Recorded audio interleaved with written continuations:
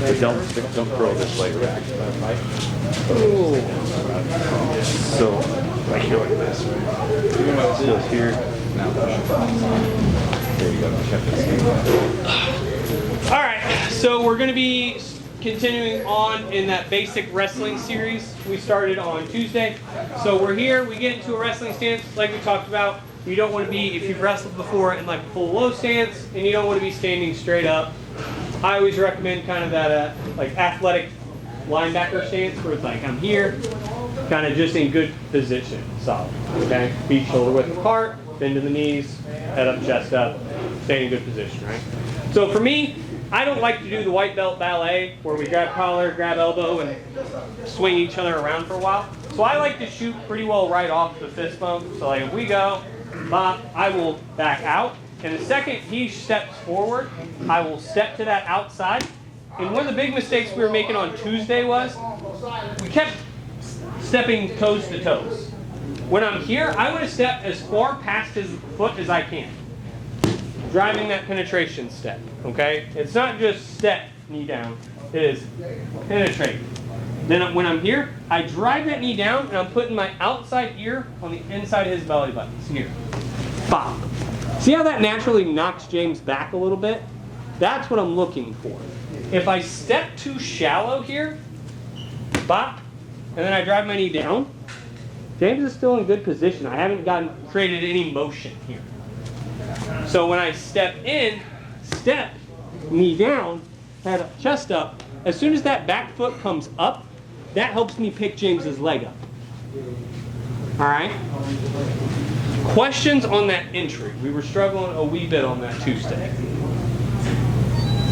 Nothing? What if it's because he's doing the southpaw like yeah. What if he's here, step at the back foot. Yeah, you're always just stepping to whatever the outside is. So for me, I'm still going to back up and let James step in. It's just a little bit of a longer step. So you're always looking to step to that outside foot. So boom, I get this single leg picked up. First finish we're going to work is I'm going to hit a knee tap. So what I like to do is my outside hand scoops that thigh or that knee. I'm going to step this leg back, step my other leg forward. So kind of coming into that split stance so that I can push across and just tap James's knee. Now, you can either stay standing and look to standing pass, or you can tap that knee and finish and drive in on pop. So if I'm here on James, stance. So boom, I come in, bop, I come here. As soon as I come here, I can drive across, boom, and finish tight on top, or finish in that standing position, depending on what I want to do or what he's good at. If you have a guy who's really good off his back and has a really tight guard game, you may want to stay standing to pass standing. But if you got a guy who's really good at inverting and grabbing your legs and doing all that weird stuff, it may be worth driving in, securing the takedown as well.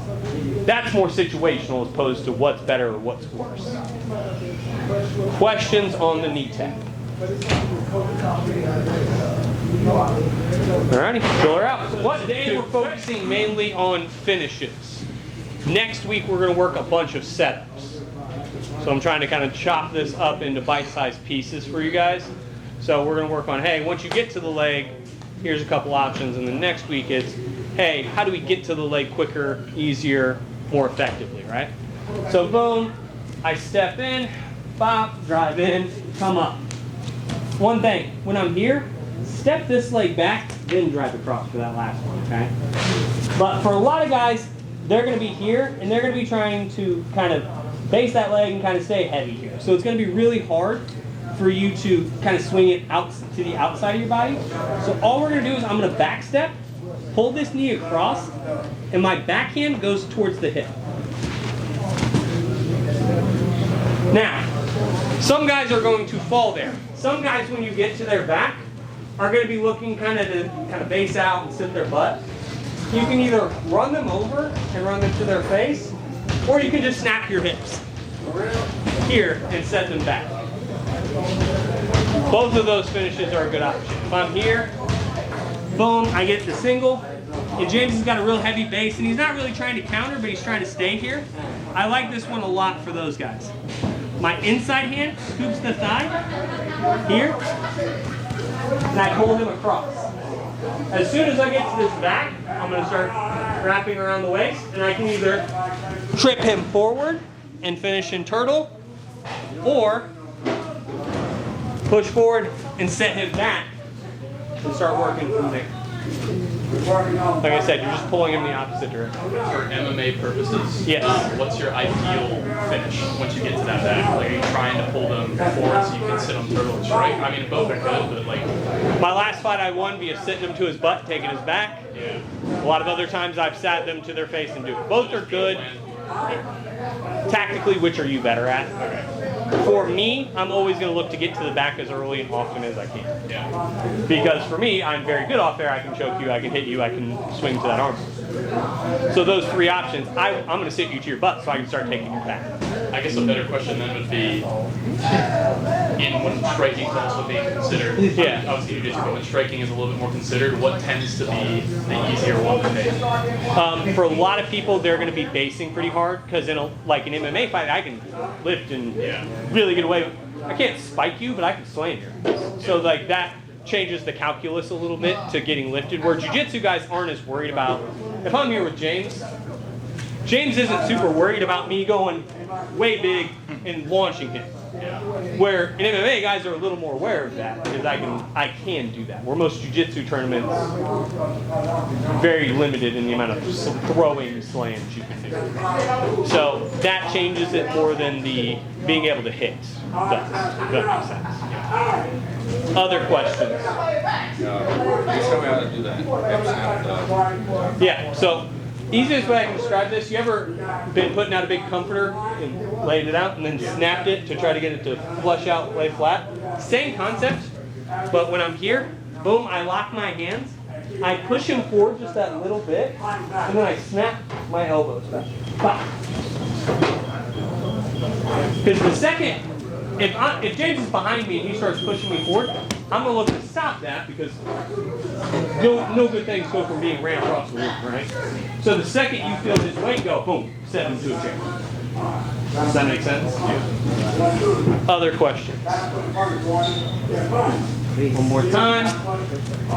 Boom, I drive in for that shot. I get James up. Pull the knee, get to the hip. This one, James's head's forward. Drive him forward, start working the back. All right. Drill it out. 1, 2, all right. So now I get here with James, and James is a stubborn fella. So boom, I pick up that single leg, and he's going to jam his leg in between my legs, and he's just trying to kind of stall here and look to hook something. So a lot of these guys are looking for you to finish the shot so they can elevate with a butterfly hook. So we have to be aware of that and look to counter. So I get here, boom. Instead of trying to drive through real hard and like knee tap, instead, if he's trying to keep this leg between my knees, great, leave it. I'm going to scoop with my outside foot here. My inside hand is going to go behind his knee. My outside hand is going to come to the hip, and I'm going to drive across and finish. The reason I love this takedown is you set the pass. You finish heavy and you're ready to pass instantly, which I love about this one. So boom, I pick up James's other leg, bop, here. I scoop, pick, here. Here, and as soon as you're here, boom, you can look to start passing and working either towards the back or towards side control pretty quickly. It's called the Superman dive. You have to commit to this one. If you're like halfway step into this one, you're not going to get into it. So boom, I step in, bop, pick up that single, scoop, drive. I'm pulling my hand out a little early because my finger, but you guys will be all right. So when you take your other foot off the ground, you're going. You're going. The second my momentum comes forward, that foot's going to leave the ground anyway. I just use it as a hook. Okay. Other questions? All right. Finish her out. 1, 2, 3. All righty. So I get here, boom, I get to the single, boom. Now, for a lot of people, staying in this low stance isn't going to work a lot. So all I'm going to do is I'm going to drop this backhand to scoop his ankle and pick his leg up. Have dialed that place. Sorry. Fucking, come here. Be violent with the play. I didn't know what you were gonna do. So, boom, we're here. I drop my hand back to the ankle, and boom, pick this right up to my armpit. Now, there's 100 finishes from here.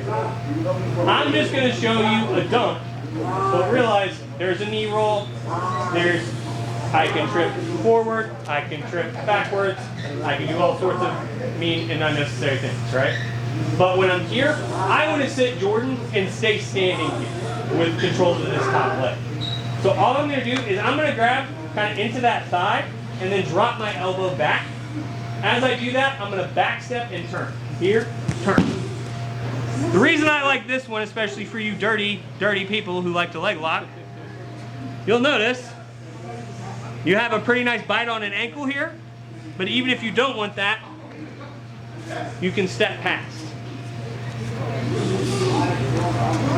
So boom, I step, knee down, come up, pick that ankle up right to my armpit.